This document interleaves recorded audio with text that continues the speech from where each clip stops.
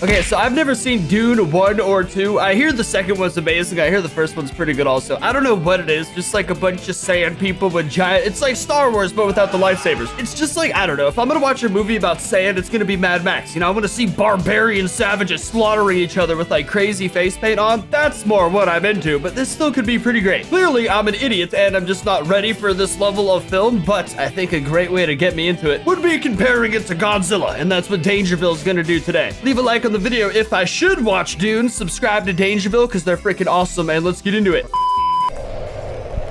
Adding Godzilla makes anything great. They should add Godzilla to Godzilla vs. Kong, Legendary Studios, are once again bringing massive creatures to the big screen in the form of Dune Sandworms. It appears this is Dangerville's old microphone back when they spoke into what I could only assume is someone's butt cheeks.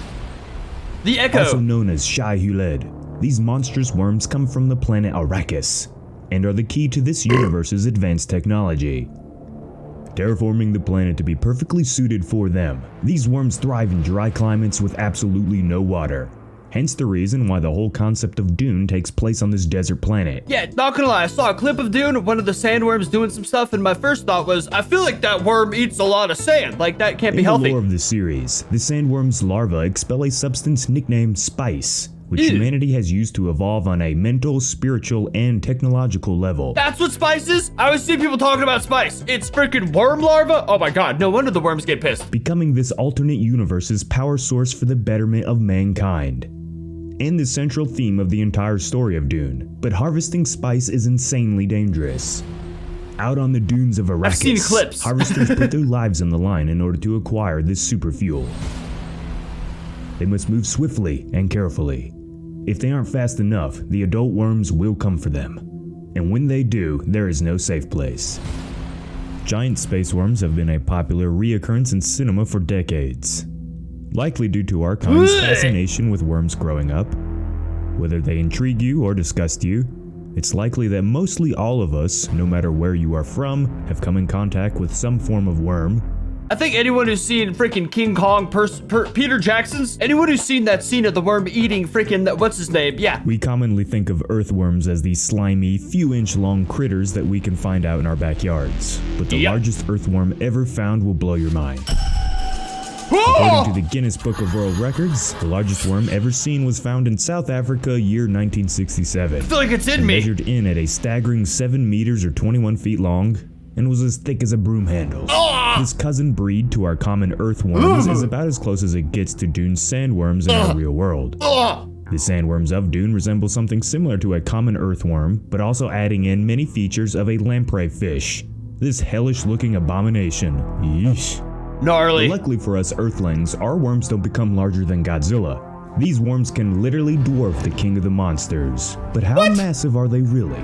All that and more in this special Dune-themed video. You gotta love that 3 years ago Godzilla model. 3 years ago, you wanted a Godzilla, you had to look like this. He's bigger than Godzilla. Let's get to it. Now you're speaking my language, though. You've interested me.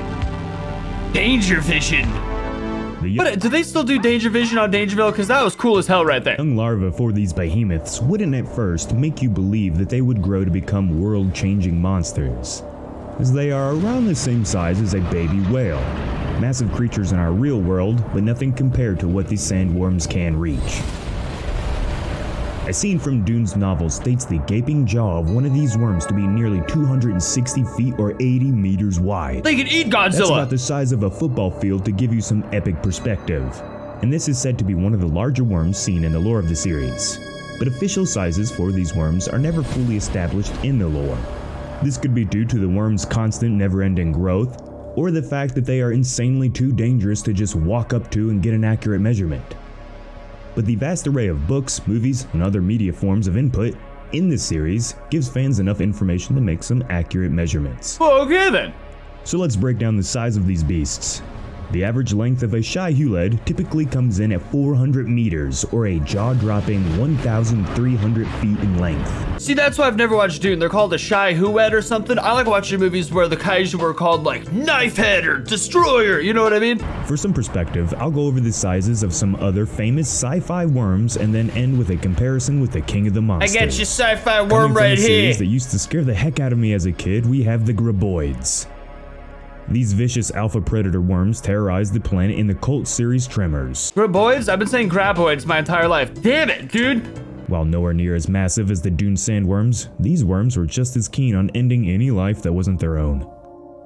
Growing up to maximum sizes of 30 feet or around 10 meters long, and being a thick 6 feet 2 meters in diameter. Not the uber titan size we see worms reaching in some other sci-fi universes, but I still wouldn't want to have to deal with these killers. Next we have the famous space slug from Star Wars The Empire Strikes Back. We saw this worm have the Millennium Falcon fly right through its mouth, appearing to be a gigantic tunnel. Once the crew learned that they were in the belly of the beast, it was a quick race to get out before the worm trapped them inside for good. Movies were so great back then. This space worm is one of the largest ever seen in the lore of Star Wars for this particular breed. On average, the worms would grow to around 10 meters in length, 30 feet-ish, and then split in two. But on occasion, this strange form of reproduction would not occur, and this would leave the individual worm to continue to grow without anything stopping it. Damn. Eventually leading to a maximum known size of around 900 meters or nearly 3,000 feet long. You know what trips me out? Reading about the diet of this sort of thing. Like, what the hell? What sustenance do you find on a random space meteor or moon or whatever? Right up there with the larger sandworms from Arrakis. The last sci-fi worm is even more catastrophic than the Shai-Hulud. Oh. The rift worm from Gears of War 2. Gears of War is so great. World eaters, tunneling through the innards of the planet Serra in the Gears lore, creating massive cave systems that are awe-inspiring. This mega giant could grow to a size that is practically unfathomable. Get this, the riftworm could grow to 10 miles long and a half a mile wide. That's over crazy. 50,000 feet long and nearly 3,000 feet wide. All the other worms in this video, Shai-Hulud included, would look like nothing but infants and juveniles if they were side by side with this monster.